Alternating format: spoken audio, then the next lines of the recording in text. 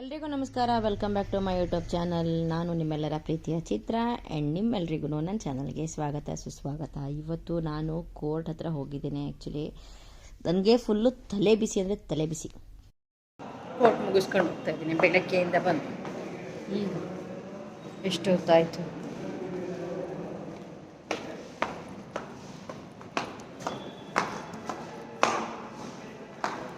ಎಲ್ಲ ಸರಿ ಇದ್ದಿದ್ರೆ ಇದಾಗ್ತಿತ್ತಾ? ಹಂಗೆ ಫೀಲ್ ಆಗತ್ತೆ ನನಗೆ. ಈ ಜಗಳ ಹಾಕೋದನ್ನ ಇವೆಲ್ಲ ಯಾಕೆ ಬೇಕು? ಈಗ ಕೋರ್ಟ್ ಮುಗಿಸ್ಕೊಂಡು ಮನೆಗೆ ಬಂದೆ. ಅಯ್ಯಪ್ಪ, ಬೆಳಿಗ್ಗೆ ಎಷ್ಟೊತ್ತಿಗೆ ನಾನು ಹೋಗಿದ್ದು? 10 ಗಂಟೆಗೆ, 9:30 10 ಗಂಟೆಗೆ ಹೋಗಿದ್ದು. ಇವಾಗ ಮನೆಗೆ ಬಂದಿದ್ದೀನಿ. ಹೆಂಗೆ ಅನ್ನಿಸ್ತಿದೆ ಅಂತಂದರೆ ಒಂಥರ ಯಾಕೆ ಬೇಕು ಈ ವ್ಯಾಜ್ಯಗಳೆಲ್ಲ? ಈ ಈ ಕ್ರಿಮಿನಲ್ ಕೇಸ್ಗಳು ಅಂತ ಅಂದರೆ ಅಟ್ಲೀಸ್ಟ್ ಏನೋ ಅಚಾತುರ್ಯದಿಂದನೋ ಕೋಪದಲ್ಲೋ ಏನೋ ಒಂದು ಆಗ್ಬಿಡುತ್ತೆ. ಬಟ್ ಈ ಸಿವಿಲ್ ಕೇಸ್ಗಳಿದೆಯಲ್ಲ, ಇದೆಲ್ಲ ಇಂಟೆನ್ಷನಲ್ಲಿ ಮಾಡೋದು ಅನ್ನೋ ಥರ ಫೀಲ್ ಆಗುತ್ತೆ. ಸೀರಿಯಸ್ಲಿ ಇಂಟೆನ್ಷನಲ್ಲಿ ಬೇಕು ಅಂತಲೇ ಅವ್ರಿಗೆ ತೊಂದರೆ ಕೊಡೋದು, ಅವ್ರಿಗೆ ಅನ್ಯಾಯ ಮಾಡೋದು, ಇವೆಲ್ಲ ಈ ಸಿವಿಲ್ ಕೇಸ್ಗಳಲ್ಲೇ ಬರೋದು. ಕ್ರಿಮಿನಲ್ ಕೇಸ್ಗಳಂತಂದರೆ ಏನೋ ಇವಾಗ ಏನೋ ಒಂದು ಕೋಪ ಬಂದ್ಬಿಡ್ತು, ಅವನು ಹೊಡೆದಾಡೋದು ಬಡ್ದಾಡೋದು ಈ ಥರದ್ದೆಲ್ಲ ಆಗ್ತಾ ಇರುತ್ತೆ. ಬಟ್ ಈ ಸಿವಿಲಲ್ಲಿ ಏನಾಗುತ್ತೆ ಹೇಳಿ? ಈಗ ನಮ್ಮದೇ ತಗೊಳ್ಳಿ, ನಮ್ಮ ಕೇಸ್ ಹೆಂಗೆ ಗೊತ್ತಾ? ನಮ್ಮ ಮಾವ, ನಮ್ಮ ತಾಯಿ ತಮ್ಮ, ಸ್ವಂತ ನಮ್ಮ ತಾಯಿ ತಮ್ಮ ನಮಗೆ ಅಂದರೆ ಅವರು ಅವಾಗೆಲ್ಲನೂ ಸೈಟ್ ಸೇಲ್ ಮಾಡೋರು, ಅದನ್ನೆಲ್ಲನೂ ಮಾಡ್ತಿದ್ರು. ಅಂದರೆ ರಿಯಲ್ ಎಸ್ಟೇಟ್ ಆ ಥರದ್ದು. ಸೊ ಅವ್ರನ್ನ ನಂಬಿ ನಾವು ತುಮಕೂರಿನಲ್ಲಿದ್ವಲ್ಲ, ಸೊ ಅವ್ರನ್ನ ನಂಬಿ ನಾವು ಅಮೌಂಟ್ ಎಲ್ಲನೂ ಕೊಟ್ಟು ಸೈಟ್ ತಗೊಳ್ಳೋಣ ಅಂತ ಹೇಳಿ ಯಾವಾಗ 2007 2008ರಲ್ಲಿ ಆವಾಗಲೇ ಅವ್ರಿಗೆ ದುಡ್ಡೆಲ್ಲನೂ ಕೊಟ್ಟಿದ್ವಿ. ಆದರೆ ಅವ್ರು ಸೈಟ್ ಕೊಟ್ಟಿದ್ರು, ಅಗ್ರಿಮೆಂಟ್ ಎಲ್ಲನೂ ಮಾಡಿಕೊಟ್ರು, ಅಮೌಂಟ್ ಅಷ್ಟನ್ನು ಪೂರ್ತಿ ತಗೊಂಡ್ರು. ಸ್ವಲ್ಪ ದಿನ ಅಗ್ರಿಮೆಂಟ್ ಆಗಿ ಒಂದು 3-4 ಮಂತ್ಸ್ ಆಯಿತು. ಆ ರಿಜಿಸ್ಟ್ರೇಷನ್ ಮಾತ್ರ ಮಾಡೋದಕ್ಕೆ ಬಂದೇ ಇಲ್ಲ. ಅಮೌಂಟ್ ಮಾತ್ರ ಪೂರ್ತಿ ಎಲ್ಲನೂ ತಗೊಂಡಿದ್ರು. ರಿಜಿಸ್ಟ್ರೇಷನ್ ಮಾಡೋದಕ್ಕೆ ಬರಲೇ ಇಲ್ಲ. ಎಷ್ಟು ದಿನ ಕರೆದ್ರೂ ಬರಲೇ ಇಲ್ಲ. ಆಮೇಲೆ ಫೈನಲಿ ಯಾವತ್ತೋ ಒಂದು ದಿವಸ ನಮಗೆ ಗೊತ್ತಾಯಿತು, ಅವ್ರು ನಮಗೆ ಕೊಟ್ಟಿದ್ದ ಜಾಗನೇ ಬೇರೆಯವ್ರಿಗೆ ಸೇಲ್ ಮಾಡಿಬಿಟ್ಟಿದ್ದಾರೆ ಅಂತ ಹೇಳಿ. ಆಮೇಲೆ ನಾವು ಕೇಳೋದಕ್ಕೆ ಹೋದ್ವಿ, ನೀವು ನಮಗೆ ಕೊಟ್ಟಿರೋ ಜಾಗನ ಹಿಂಗೆ ಬೇರೆಯವ್ರಿಗೆ ಸೇಲ್ ಮಾಡಿದ್ದಾರೆ ಅಂತ ಬೇರೆಯವ್ರು ಹೇಳ್ತಾ ಇದ್ದಾರೆ. ನಮ್ಮ ಕತೆ ಏನು, ನಮ್ಮ ದುಡ್ಡಿನ ಕತೆ ಏನು, ನಮ್ಗೆ ಜಾಗ ಬೇಕು ನಮಗೆ ಅಂತ. ಆವಾಗೇನಂದ್ರು, ಈಗ ಸದ್ಯಕ್ಕೆ ಅರ್ಜೆಂಟಿಗೆ ಅಷ್ಟೊತ್ತಿಗಾಗಲೇ 1 ವರ್ಷನೋ 2 ವರ್ಷನೋ ಆಗೋಗಿತ್ತು. ನಾವು ಸುಮ್ಮನೆ ಹಾಗೆ ಯಾವಾಗ್ಲೂ ಕೇಳ್ತಾ ಇದ್ವಿ, ನಮ್ಮ ಅಗ್ರಿಮೆಂಟ್ ಮುಗ್ದೋಗಿದೆ ಅಂತ ಅಂದಾಗ ಅಗ್ರಿಮೆಂಟಿಗೆ ಇನ್ನೊಂದು ಅಗ್ರಿಮೆಂಟ್ ಬರೀ ಇದೇ ಥರ ಮಾಡಿಬಿಟ್ಟು ಕಳಿಸ್ತಾ ಇದ್ರು. ಅಷ್ಟೊತ್ತಿಗಾಗಲೇ 1 ವರ್ಷ 2 ವರ್ಷ ಮುಗ್ದೋಗಿತ್ತು. 1-2 ವರ್ಷ ಆದಮೇಲೆ ಮತ್ತೆ ವಾಪಸ್ಸು ಕಿರಿಕ್ ಮಾಡೋಕ್ಕೆ ಶುರು ಮಾಡಿದ್ರು, ಹಿಂಗೆ ಕೊಡಲೇ ಇಲ್ವಲ್ಲ ಅಂತ ಹೇಳಿ ನಾವು ಕೇಳಿದ್ದಕ್ಕೆ. ಆಮೇಲೆ ಫೈನಲಿ ಒಂದು ದಿವಸ ಏನಾಯಿತು, ನಮ್ಮ ಯಜಮಾನ್ರು ನನ್ನನ್ನು ಬೈತಾ ಇದ್ದಾರೆ, ಮನೆಯಿಂದ ಆಚೆಗೆ ತಳ್ತೀನಿ ಅಂತ ಹೇಳ್ತಾರೆ. ನಿಮ್ಮ ಮಾವ ಈ ಥರ ಮೋಸ ಮಾಡಿರೋದು ಅಂತ ಹೇಳ್ಬಿಟ್ಟು ನಾನು ಹೇಳಿದ್ಮೇಲೆ ಆಗ ಸರಿ ಓಕೆ, ನನ್ನ ಹತ್ರನೇ ನಾನು ಕೊಟ್ಟಿರೋ ದುಡ್ಡಲ್ಲೇ ಅವ್ರು ಆಲ್ರೆಡಿ ಒಂದು ಜಾಗ ತಗೊಂಡಿದ್ರು. ಆ ಜಾಗದಲ್ಲೇನೇ ಒಂದು 2 ಕುಂಟೆ ಜಾಗ ಇದೆ, ಅದನ್ನು ನಿನಗೆ ಕೊಟ್ಟಿರ್ತೀನಿ. ಇನ್ನೂ ಉಳ್ದಿದ್ದು ಅಂದರೆ ಒಂದು 5 ಕುಂಟೆ ಜಾಗ ನನಗೆ ಕೊಡಬೇಕಾಗಿತ್ತು. 2 ಕುಂಟೆ ಕೊಟ್ಟಿರ್ತೀನಿ, ಇನ್ನೂ ಉಳ್ದಿದ್ದು 3 ಕುಂಟೆನ ಆಮೇಲೆ ಕೊಡ್ತೀನಿ ಅಂತ ಹೇಳ್ಬಿಟ್ಟು ಕೊಟ್ಟರು ನನಗೆ 2 ಕುಂಟೆ. ಸರಿ ಆಯಿತು, ಸದ್ಯಕ್ಕೆ ಇವಾಗ 5 ಕುಂಟೆ ಜಾಗದಲ್ಲಿ ಇವಾಗ 2 ಕುಂಟೆ ಕೊಟ್ಟಿದ್ದಾರಲ್ಲ, ಇನ್ನು 3 ಕುಂಟೆ ಕೊಡ್ತಾರೆ ಅಂತ ಅಂದ್ಕೊಂಡೆ ನಾನು ಸುಮ್ಮನೆ ಆದೆ. ಒಂದಷ್ಟು ದಿವಸ ಹೋಯ್ತು, ಏನು ಕೊಡಲೇ ಇಲ್ಲ. ಮತ್ತು ಈ ಉಳಿಕೆ ಜಾಗದ ಬಗ್ಗೆ ಮಾತಾಡಲೇ ಇಲ್ಲ.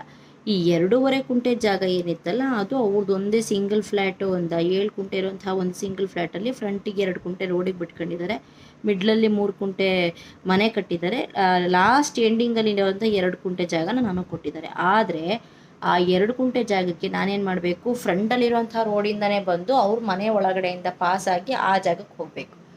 ಆದರೆ ಅವ್ರೇನು ಮಾಡಿದ್ರು, ಒಂದೇ ಫ್ಲ್ಯಾಟ್ ನಾನು ತೆಕ್ಕೊಡ್ತೀನಿ, ಇದು ನನ್ನದೇ ಜಾಗ, ನನಗೆ ವಾಪಸ್ ಕೊಡಬೇಕು ನೀನು ಅಂತ ಹೇಳಿಬಿಟ್ಟು ಬರ್ಕೊಟ್ಟಿದ್ರು. ಅವತ್ತು ಏನೋ ಒಂದು ನಿನಗೆ ಗ್ಯಾರಂಟಿಗಿರಲಿ ಅನ್ನೋ ಥರ ನನಗೆ ಆ ಥರ ಫೀಲ್ ಮಾಡಿಸಿ ಅವ್ರು ಬರ್ಕೊಟ್ಟಿದ್ರು. ಬಟ್ ಫೈನಲಿ ಏನಾಯಿತು, ಅದಕ್ಕೆ ರಸ್ತೆನೇ ಇಲ್ದಂಗೆ ಆಗೋಯ್ತು. ಇವ್ರು ಮನೆ ಕಟ್ಕೊಂಡಿದ್ರು, ಈ ಕಡೆ ಸೈಡ್ ಅಂದರೆ ಒಂದು ಸೈಡ್ ಕಾರ್ನರ್ ಬಿಟ್ಟಿದ್ರು.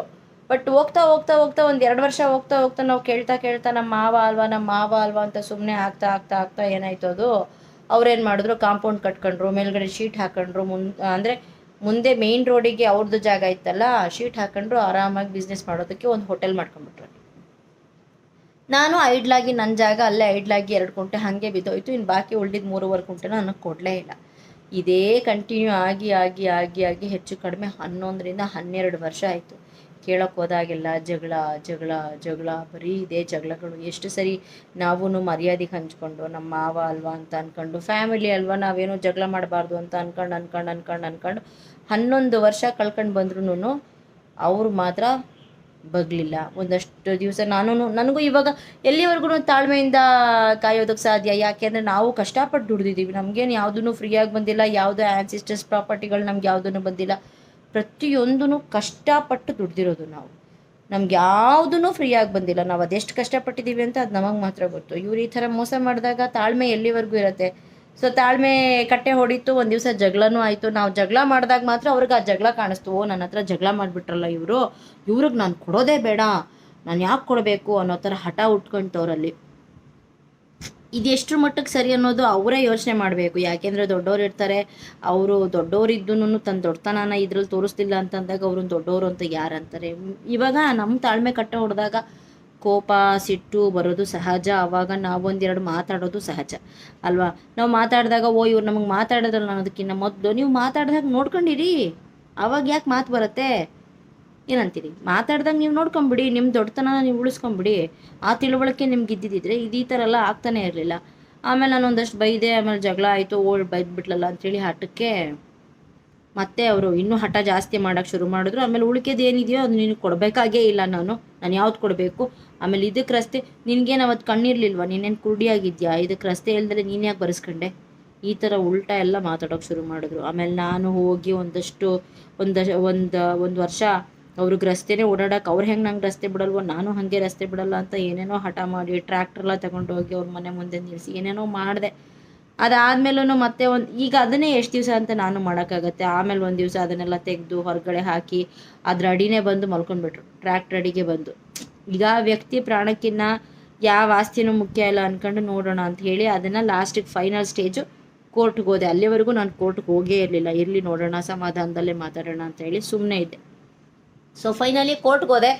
ಕೋರ್ಟಲ್ಲಿ 2 ವರ್ಷದಿಂದ ನಡೀತಾನೆ ಇದೆ. ಲಾಯರಿಗೆ ನಾವು ದುಡ್ಡು ಕೊಡ್ತಾ ಇದ್ದೀವಿ, ಅವರು ದುಡ್ಡು ಕೊಡ್ತಾ ಇದ್ದಾರೆ. ಹೋಗ್ತಾ ಇದ್ದೀವಿ ಬರ್ತಾ ಇದ್ದೀವಿ ದಿನಾ ಬರೀ ಇದೇ ಆಗ್ತಾ ಇದೆ. ಬಟ್ ಆಯಪ್ಪ ಇಲ್ಲಿವರೆಗೂ ಆದ್ರೂ ಒಂದು ಸರಿಗೂ ನಾನು ಮಾಡಿದ ತಪ್ಪಿದೆ, ನಾನು ಈ ಥರ ಮಾಡಬಾರ್ದಿತ್ತು, ನನ್ನ ಸ್ವಂತ ಅಕ್ಕನ ಮಗಳಿಗೆ ನಾನು ಈ ಥರ ಮಾಡ್ತಾ ಇರೋದು ತಪ್ಪು ಅಂತ ಒಂದು ದಿನಾನೂ ಯೋಚನೆನೂ ಮಾಡ್ದಂಗೆ ಏನೋ ಒಟ್ರಾಸೆ ಬದುಕ್ತಾ ಇದ್ದಾರೆ. ಬದುಕಲಿ, ನೋಡೋಣ. ಭಗವಂತ ಇದ್ದಾನೆ. ಇವತ್ತು ನನಗೆ, ನಾಳೆ ನಿನಗೆ. ಇವತ್ತು ನೀನು ನನಗೆ ಕೆಟ್ಟದ್ದು ಮಾಡಿದರೆ ನಾಳೆ ನಿನಗೆ. ಇವತ್ತು ನಂಗೆ ನೀನು ಒಳ್ಳೇದು ಮಾಡಿದರೆ ನಾಳೆ ನಿನಗೆ. ಪ್ರತಿಯೊಂದಕ್ಕೆ ನಾವೇನು ಕೊಡ್ತೀವಿ ಅದು ರಿಟರ್ನ್ ನಮ್ಗೆ ಅದೇ ತಾನೇ ಸಿಗೋದು. ಅದನ್ನು ಬಿಟ್ಟು ಬೇರೆ ಏನೂ ಸಿಗೋಕ್ಕೆ ಸಾಧ್ಯನೇ ಇಲ್ಲ. ಅದು ನನಗೆ ಚೆನ್ನಾಗಿ ಗೊತ್ತು.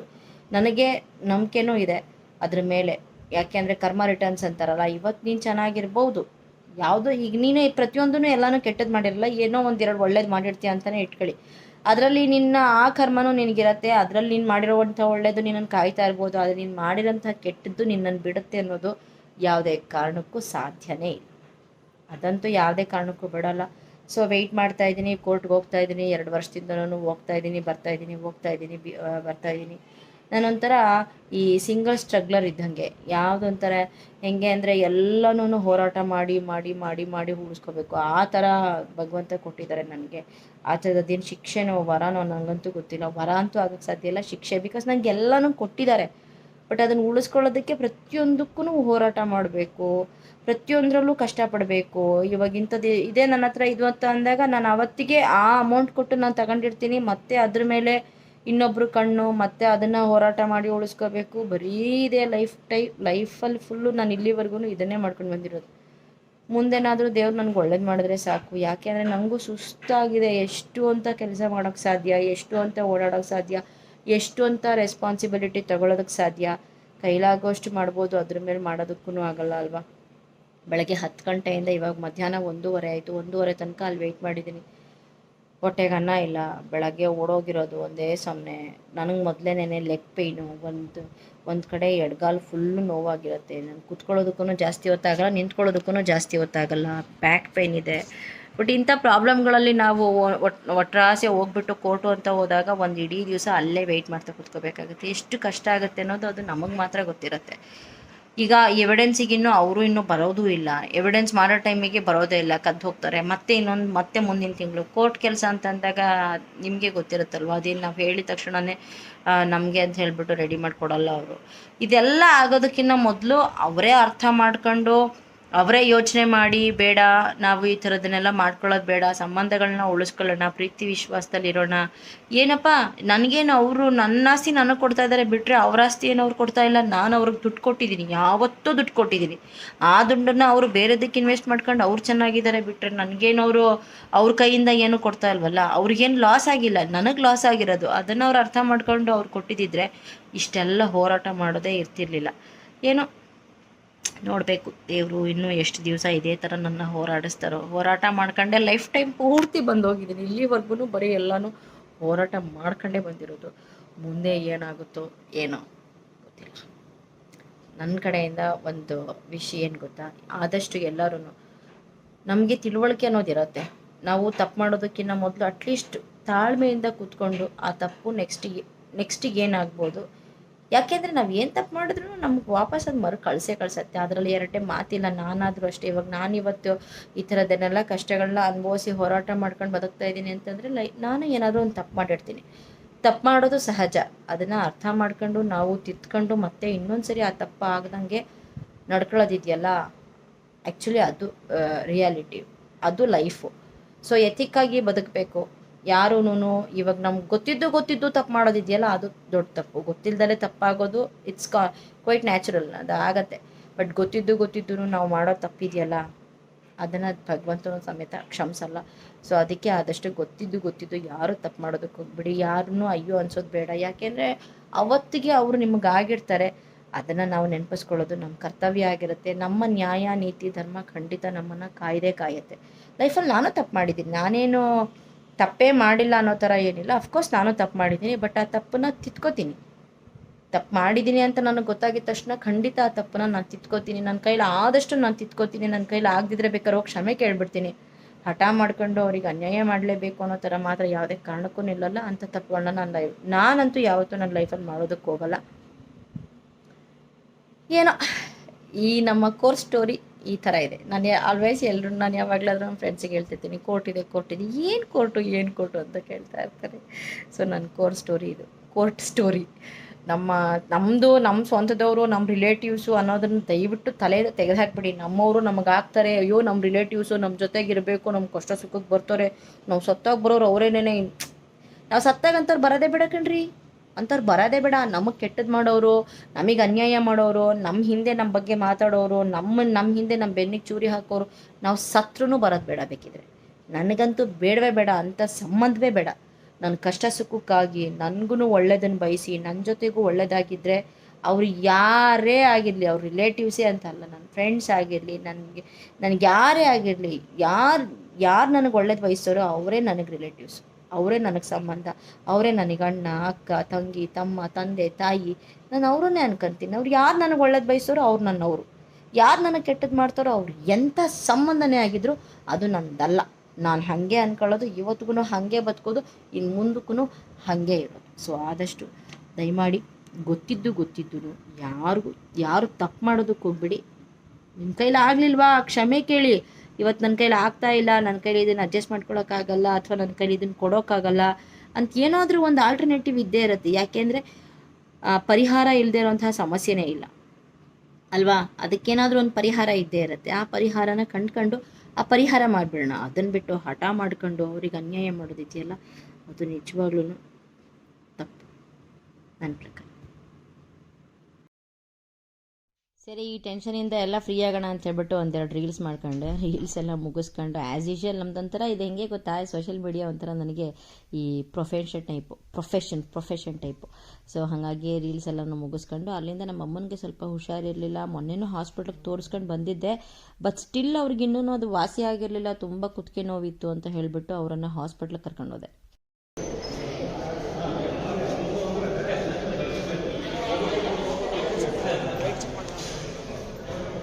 ಮಾಡು.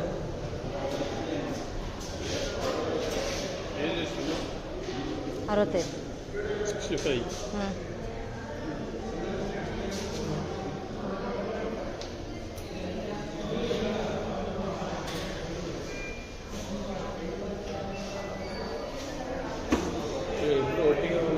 ಆನ್ ಮಾಡಿಲ್ಲ. ಹಾಂ, ಓ ತೊಳ್ಕೊಂತಿದ್ದ ಹೋಗಿ ಫುಲ್ ಹೆಂಗೆ ಎಣ್ಣೆ ಮೆತ್ಬಿಟ್ಟಿದ್ದೀನಿ ನಾನು ತಲೆಗೆ ಚೆನ್ನಾಗಿ. ಯಾವಾಗ ನನಗೆ ಎಣ್ಣೆ ಹಾಕಿದಾಗೆಲ್ಲ ನಾನು ತಲೆ ಗೋಡೆ ನೋವಾಗುತ್ತೆ.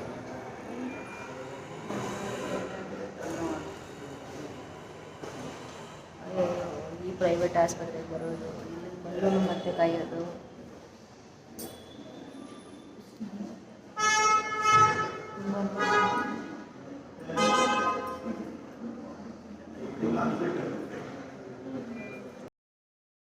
ಅವ್ರಿಗೆ ಒಂದು ವಾರದಿಂದ ತುಂಬ ಕುತ್ತಿಗೆ ನೋವಿತ್ತು ಅಂತ ಹೇಳ್ತಾನೆ ಇದ್ರು. ನಾನು ಅಂದರೆ ನಾನು ಆ್ಯಕ್ಚುಲಿ ಮೊದಲು ಗೌರ್ಮೆಂಟ್ ಹಾಸ್ಪಿಟಲ್ ಕೆಲಸ ಮಾಡ್ತಿದ್ನಲ್ಲ, ಸೊ ಹಾಗಾಗಿ ನಾವು ಜಾಸ್ತಿ ಗೌರ್ಮೆಂಟ್ ಹಾಸ್ಪಿಟ್ಲಿಗೆ ಹೋಗ್ತೀವಿ. ಬಿಕಾಸ್ ಪ್ರೈವೇಟ್ ಹಾಸ್ಪಿಟಲಲ್ಲಿ ತುಂಬ ಒಂದು ಸರಿ ನೋಡಿದ ತಕ್ಷಣವೇ ಇದೇ ಕಾಯಿಲೆ ಅಂತ ಎಕ್ಸಾಕ್ಟಾಗಿ ಹೇಳಲ್ಲ. ಅವರು ತುಂಬ ಸರಿ ತಿರುಗಿಸ್ತಾನೆ ಇರ್ತಾರೆ. ಆಮೇಲೆ ದುಡ್ಡು ಜಾಸ್ತಿ ಸುಮ್ಮನೆ ಖರ್ಚಾಗತ್ತೆ.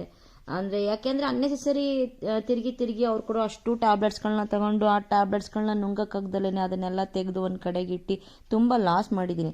ಸೊ ಹಾಗಾಗಿ ನಾನು ಜಾಸ್ತಿ ಗೌರ್ಮೆಂಟ್ ಹಾಸ್ಪಿಟ್ಲಿಗೆ ಹೋಗ್ತೀನಿ. ಬಟ್ ಅವ್ರಿಗೆ ಅಲ್ಲಿಗೆ ತೋರಿಸಿದ್ರೂ ಕಡಿಮೆ ಆಗಿರಲಿಲ್ಲ ಅಂತ ಹೇಳಿ ಇವತ್ತು ಮತ್ತೆ ವಾಪಸ್ ಪ್ರೈವೇಟ್ ಹಾಸ್ಪಿಟ್ಲಿಗೆ ಕರ್ಕೊಂಡು ಬಂದೆ. ತೋರಿಸ್ದೆ, ಡಿಸ್ಕ್ ಜಾರಿದೆ ಅಂತ ಹೇಳಿದ್ರು. ವಯಸ್ಸಾದ್ಮೇಲೆ ಒಂದೊಂದು ಸರಿ ನಮ್ಮ ಮೂಳೆಗಳೆಲ್ಲ ಸೌತ ಜಾಸ್ತಿ ಆಗಿರುತ್ತಲ್ಲ, ನಾವು ಹೆಂಗೆ ಬೇಕು ಹಂಗೆ ಮಲ್ಕೊಳ್ಳೋದು, ಹೆಂಗೆ ಬೇಕು ಹಾಗೆ ಅಂದರೆ ಈ ರಫ್ ವರ್ಕ್ಗಳನ್ನೆಲ್ಲನೂ ಮಾಡಿದಾಗ ಈ ಥರದ ಪ್ರಾಬ್ಲಮ್ಗಳಾಗತ್ತೆ. ಸೊ ಅದಕ್ಕೇನೆ ನಮಗೆ ಇವಾಗ ನಾವಾಗಲಿ ದೊಡ್ಡವರಾಗಲಿ ಯಾರಾದರೂ ಆಗಲಿ ಒಂದು ಏಜ್ ಒಂದು 25 to 30 ಏನು ಮಾಡಿದ್ರು ತಡೆಯತ್ತೆ, ಅಷ್ಟು ಅದೂ ಜಾಸ್ತಿನೇ. ಬಟ್ ಅದಾದಮೇಲೆ ತಡೆಯೋಲ್ಲ.